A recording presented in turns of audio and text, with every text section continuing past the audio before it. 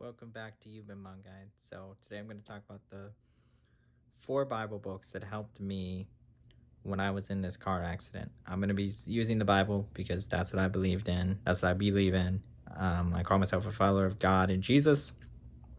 I don't say Christian because there's too many stipulations with that, and I don't like labels. So I was in this car accident. I lost somebody I loved dearly, and I broke my leg. And back then, I didn't know where to go. After something like that, I didn't know where to begin at. I'd never lost anybody I loved or anything, or broken a leg. And so I was very angry at God, and I was cursing him and stuff. I didn't know what to do. I didn't want to read the Bible or anything. I didn't want to go to church. I wanted nothing to do with God. None of it was helping me. Then one day I got into the book of Ecclesiastes. I don't know how that quite happened. So my number one choice is the book of Ecclesiastes. It's a really good book. There's some good verses in there. The number 3 book is Psalms. I think I've read Psalms 5 or 6 times since I got hit in that car accident. I think I'm up to 5 or 6 times now since that's happened. And there's always something new in that book for me. There's always new understanding for me. And number 2 is the book of Job. Job is a good story. Job was a good story for me because I had lost everything. I lost somebody I loved, and I was in the hospital for my car accident, and I was learning to walk again. Job lost everything he loved, his kids, his wife, everything. Yeah, it's a good book, and I think that book can help us a lot now. There are people out there and lost everything because of this virus. Maybe they lost their jobs.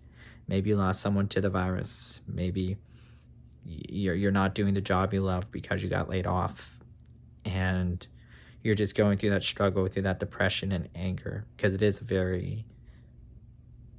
is a time of a lot of anger. A lot of people are angry, and I don't blame them. This is a terrible virus and what we're going through. So Job is my number 2 book, and then the number 1 book on my list is in 2 Samuel. So there's 2 great parts of 2 Samuel.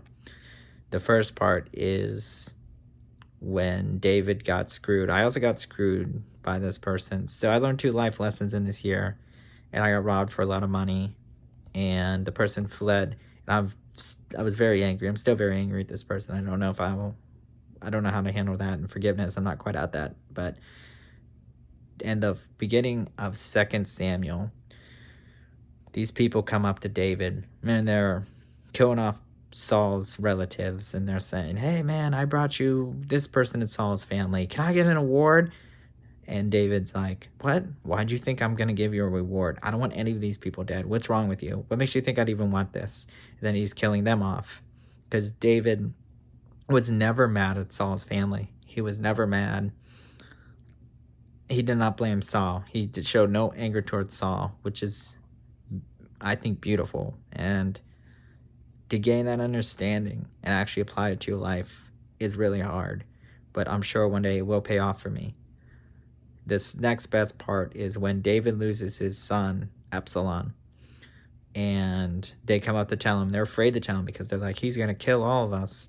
And they tell him, and David goes and he mourns and he prays, and then he gets up and he goes, he's going to get ready to go to temple and then eat, because he's been crying and praying. And somebody's like, "You were just crying and praying. How are you on your feet ready to go to temple?" He's like, "Look, my kid cannot come back to me. He can never come back to me, but I can go to my son." And this is a great book if you've experienced loss, if you've lost a kid or a loved one, maybe a wife or a husband, maybe a best friend, and you're just going through that process, and it's just a good thing to think. That's something I think about. Like, I can't go to my loved one. Sorry, my loved one cannot come to me, but I can go to my loved one,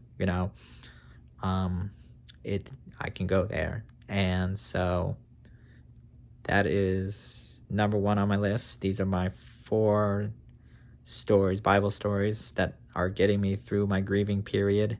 And remember, there's no wrong way to grieve. And turn to God or your higher power and pray and ask for comfort and go to counseling and talk to that friend. Pick up your phone and call that friend. Call your mom. Call your husband, whatever. Call that person who can help get you through things, you know? Life is hard and it sucks and it's shitty. But if you talk to somebody you trust, they'll be there to help you through everything. So thanks for watching. Hit that like button. Hit that subscribe button. Comment down below what you're going through. Are you going through something hard? Are you going through a shitty time in your life? You know? So thanks for watching. Couldn't do these without you guys. Love y'all. Peace be with you.